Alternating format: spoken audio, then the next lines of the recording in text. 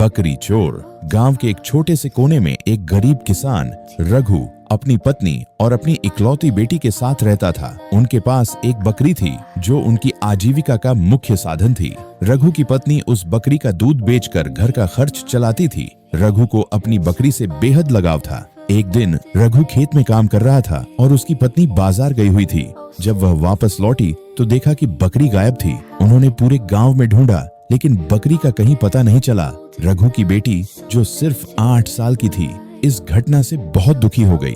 वह बकरी को अपनी दोस्त मानती थी।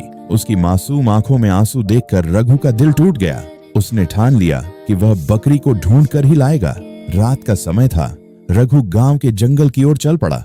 उसे रास्ते में कुछ आवाजें सुनाई दी। झाड़ियों के पीछे छिपकर देखा तो कुछ लोग एक पेड़ के नीचे बैठकर बात कर रहे थे।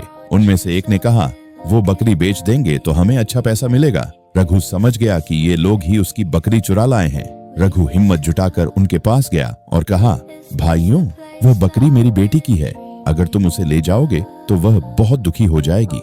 हम गरीब लोग हैं, लेकिन हमारी इज्जत और बच्चों की खुशी हमारी सबसे बड़ी दौलत है।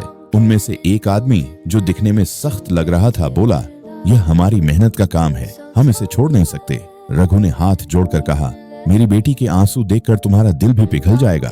अगर चाहो तो मैं तुम्हें कुछ पैसे दे सकता हूँ, लेकिन मेरी बकरी लौटा दो। उस आदमी ने थोड़ी देर सोचा और फिर बकरी रघु को लौटा दी।